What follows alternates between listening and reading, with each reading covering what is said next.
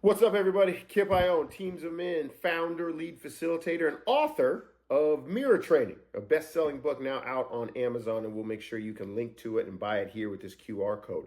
But more importantly, welcome back to our YouTube channel. Like, follow, subscribe here to our growing list of subscribers. But we're here today for We Read It So You Can Act on It. And in this episode, we're diving into a study, Sexual Violence Prevention, the Critical Role of Sport, by the Violence Against Women Learning Network. Now, this report highlights the significant role sports, which we're all involved in as coaches watching this or parents of athletes watching this, the role sports can play, unfortunately, in perpetuating sexual violence, but also in what our core belief system is with Teams of Men, how male athletes can be part of preventing sexual violence through the sport they're playing. And we'll explore here how sports culture influences behaviors and attitudes towards sexual violence, and how coaches, athletic departments, and organizations can be proactive in fostering the culture of consent and respect we all want our programs to be.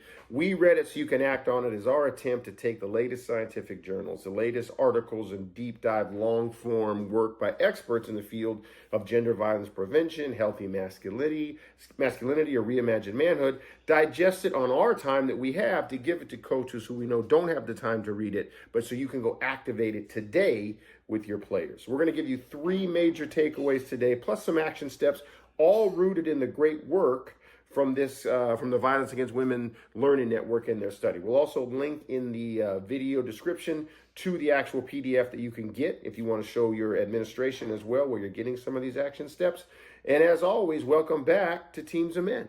Okay, we'll get to our first takeaway here from the great work from Sexual Violence Prevention, the Critical Role of Sport by the Violence Against Women Learning Network. And here we'll switch over to here when we jump to a display. Rape culture reflects beliefs that consent is not necessary, so that sexual violence is normalized and survivors are blamed for sexual violence. Common examples of rape myths in sport and could be existing today in your team room. Hey, suck it up. We need you out there. Or their uniforms are so slutty. They're asking for it. Those type of little snippets or little short sentences, either from you, your staff, or your players, contribute to a culture and climate of victim blaming, contribute to a culture and climate that normalizes gender violence and sexual assault. So the action plan that the report talks about that we think all coaches can activate today in how you go about addressing and talking about these things with your team. Number one, don't just say respect. Don't just put respect on a t-shirt. Teach it. Regularly talk to your team about respecting everyone on and off the field and what that looks like. You can't just say the term and decide that my guy's got it, because you would never settle for don't turn it over. And then let that be the extent of your practice plan to take care of the ball, no matter the sport. So we can't do the same thing with a big a topic and as nuanced a topic as respect is. We have to define it and let our players see us not only modeling it, but breaking down the nuance required to live in it. Make sure we're setting real accountability and expectations. Make sure that we have expectations that ban language or jokes that blame victims. We got to get that out of the normal day-to-day climate of our programs. And then you got to know the processes, coach. Educate yourself and your team on who, including you and your staff, are mandatory reporters of sexual harm or gender violence or abuse that you hear about. What are the processes at your school that you're required to take on? And what are the processes in the community? Make sure your guys know. Fellas, this could be you reporting harm done to you, or it could also be when someone you love or like or respect in your team, in the hallways, your friend groups, tells you something has happened to them. You need to know the processes and where you can take your belief that you want to help this person, where and how you activate official processes to get them the help that they want, especially when people confide in you. What are the steps we take? That's where Teams of Men can come in. That's where folks that are professionals in your school can come in. Activate and make this part of the onboarding to your season. Number two for you, coach, building consent culture. Okay, the quote here that we'll show you.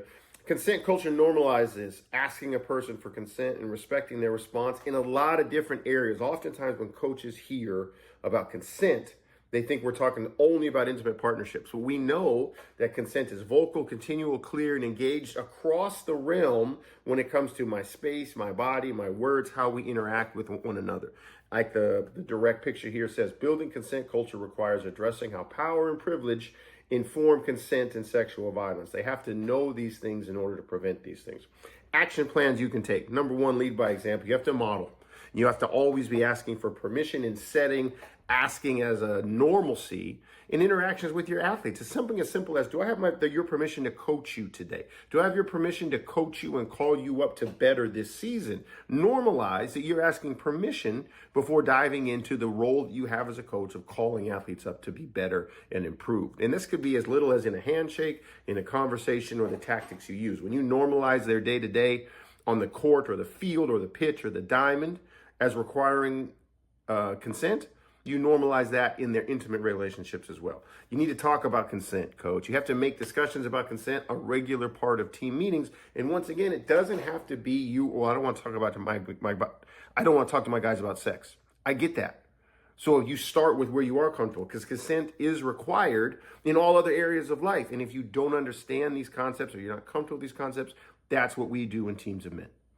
Number 3, empower your players. Encourage your players to show respect to each other's boundaries and speak up when consent is being violated in a number of different areas. There's space in the locker room. What if they're showering in the locker room? What if they're changing in the locker room? Are you allowing phones in your locker room as a coach? Because that can be areas that violate privacy and consent. All these things, if you address it and talk about with your players, your parent groups, your administrators, your staff, you're normalizing a culture of consent, which is our goal. Last major takeaway from this great work: interventions to challenge sexual violence. Sport can take an active role in promoting consent culture, including offer ongoing equity, consent, and bystander training, partnering with existing sexual violence organizations to offer training and recognition of their critical expertise, and holding those who cause harm accountable. Okay, number 1 in the team action plan, accountability first. Make sure that you have a clear, stated expectation. Anyone who breaks our expectation or doesn't meet the rule of our respecting others' boundaries, whether it comes to physical, emotional, intimate boundaries, there's a zero tolerance expectation for sexual violence and harassment. We don't F with that stuff in our program. It's not welcome here.